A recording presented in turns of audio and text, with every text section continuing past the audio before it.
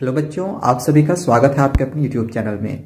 तो आज हम सीबीएसई बोर्ड एग्जामिनेशंस 2022 टर्म 1 से रिलेटेड टॉप 10 इंपॉर्टेंट क्वेश्चंस को देखेंगे मैथमेटिक्स सब्जेक्ट से। और ये क्वेश्चंस आपके एग्जामिनेशंस में 100% फिक्स है कि जरूर रहेगा।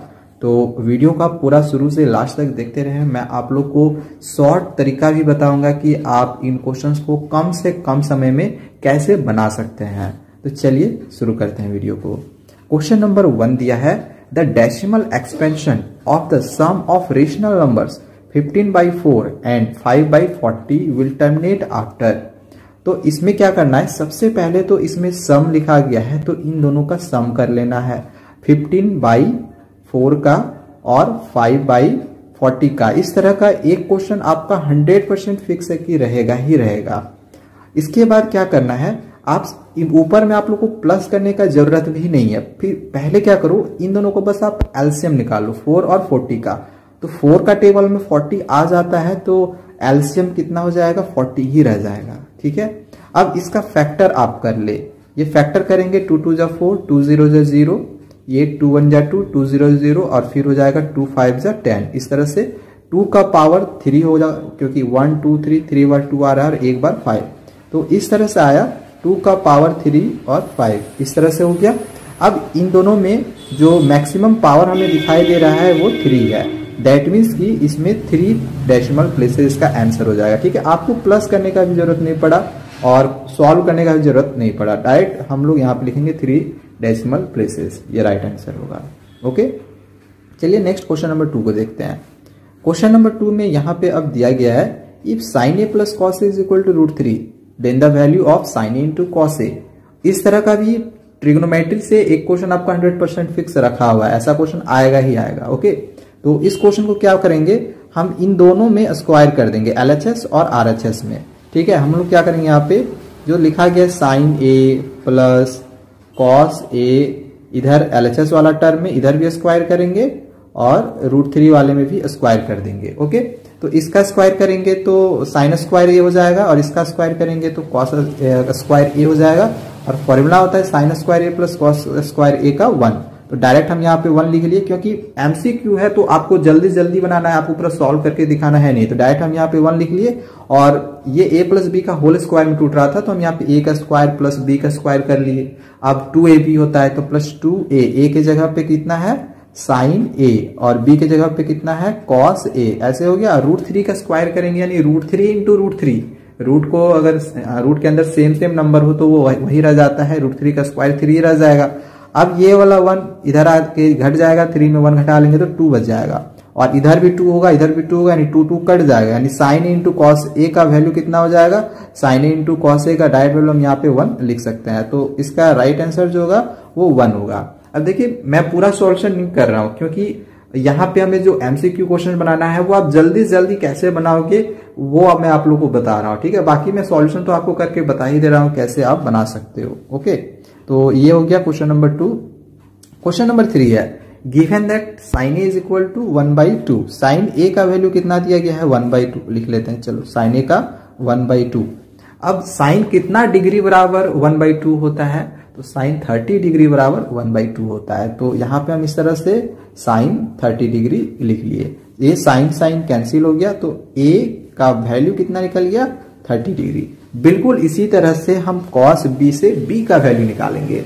अब cos कितना बराबर 1/2 होता है, तो cos 60 डिग्री बराबर 1/2 होता है। ठीक है, तो cos उधर भी फिर से कैंसिल हो जाएगा और b का कितना निकल जाएगा, 60 हो जाएगा। ठीक है, हमें निकालना a प्लस b है, इन दोनों को जोड़ देना है। तो इन दोनों को जोड़ देंगे, 30 प्लस 60 तो कितना हो जाएगा, 90।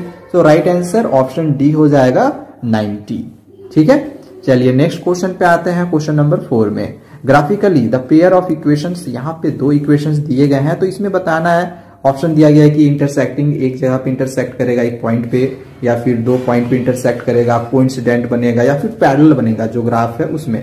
तो ग्राफ में इनमें से क्या बनेगा, इसके लिए क्या करो, आपको ग्राफ बनाने की जरूरत नहीं है। जो फॉर्मूला आपने पढ़ा हुआ होगा वो आप लोग बस ध्यान रखो, a1/a2 होता है। आपने 2-3 फॉर्मूला पढ़ा होगा जैसे यूनिक सॉल्यूशन का, यानी इंटरसेक्टिंग लाइंस का, पैरेलल लाइंस का, कोइंसिडेंट का, तो वो वाला बस आप लोग ध्यान में रखो। हम इसमें क्या करेंगे, सबसे पहले a1/a2, b1/b2 और c1/c2 निकाल लेते हैं, ठीक है। तो a1/a2 6/2, फिर यहाँ पे b1/b2 यानी कि -3/-1 और c1/c2 यानी कि 10/9।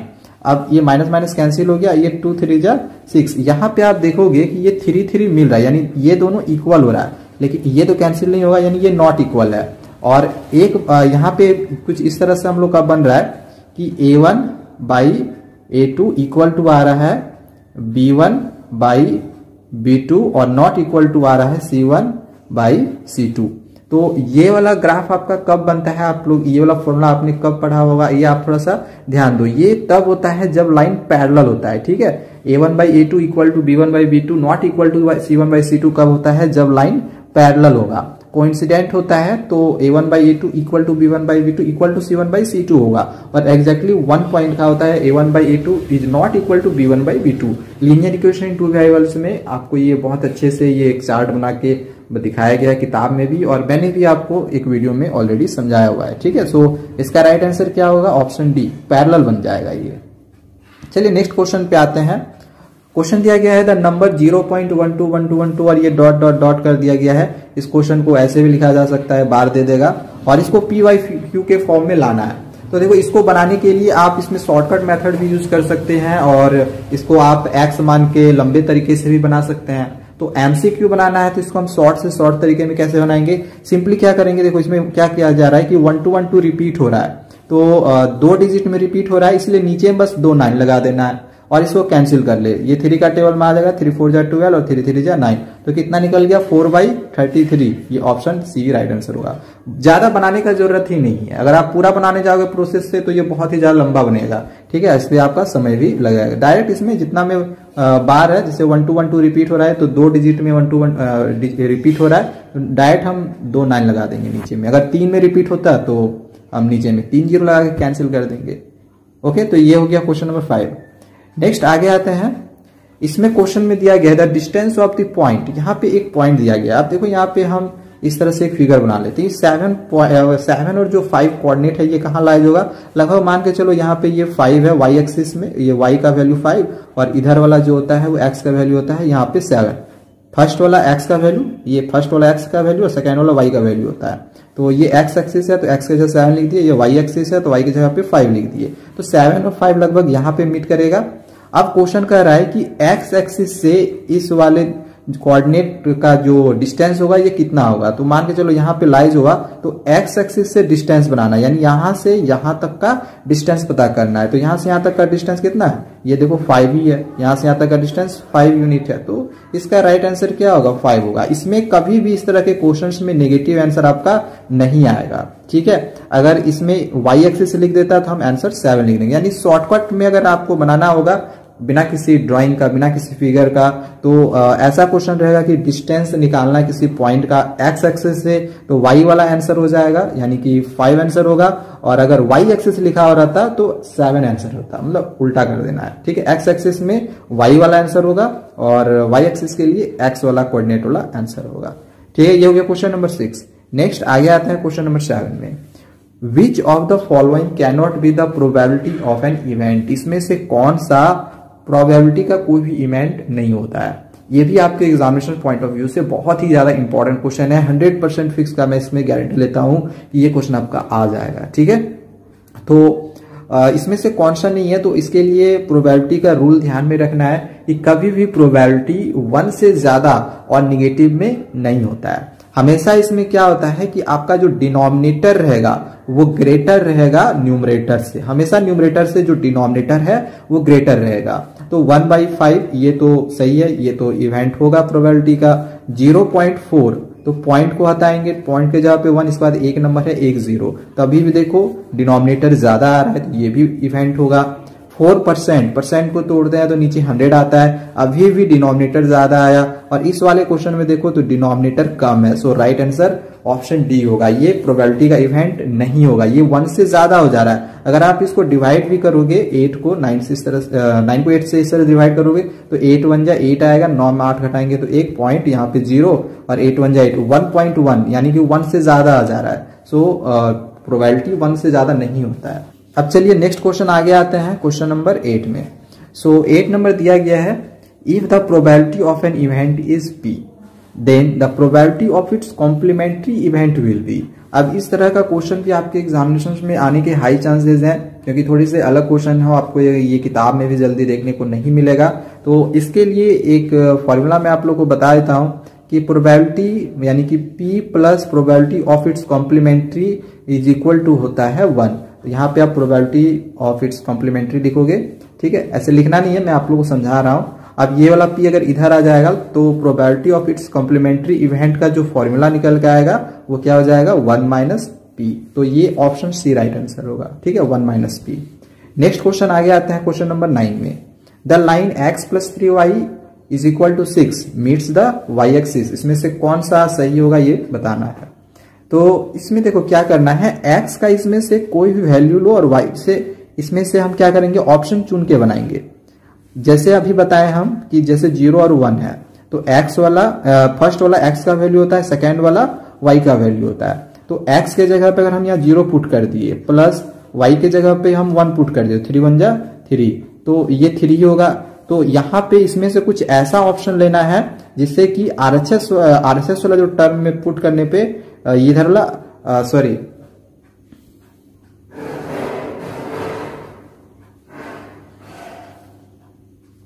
अब क्वेश्चन नंबर 9 दिया गया है, the line x plus 3y is equal to 6 meets the y axis. इसमें से कौन सा ऑप्शन सही होगा ये हमें बताना है, कौन सा y एक्सिस पे मीट करेगा ये वाला लाइन, ठीक है।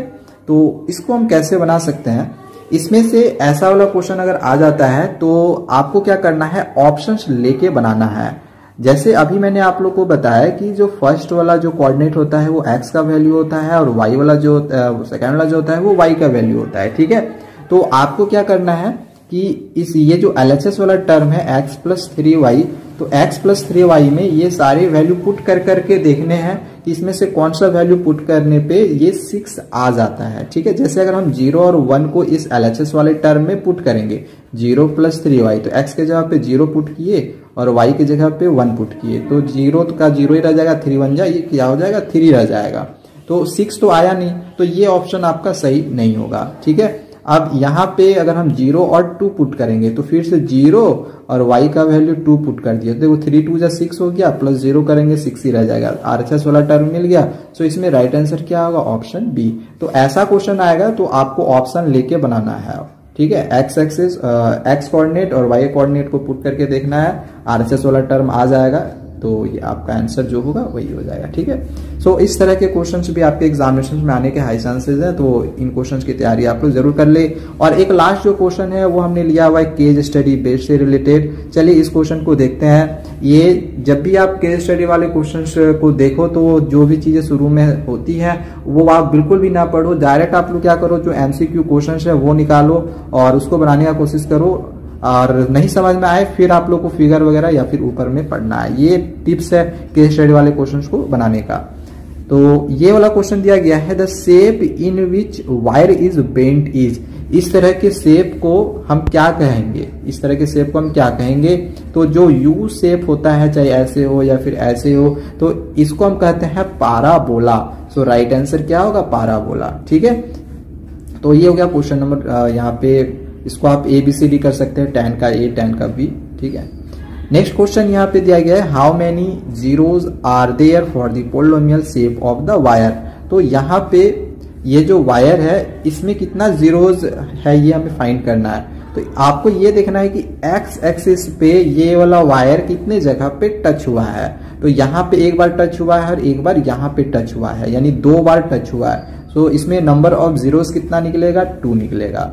अब इसमें जो जीरोज हम लोग जो जीरोज निकाला तो वो दोनों जीरोज कौन कौन से हैं, ठीक है, वो हमें पता करना है। तो किस किस जगह पे ये टच हुआ है ये देख ले, एक बार -1 पे टच हुआ और एक बार 3 पे। तो आंसर क्या हो जाएगा, -1 और 3, ठीक है।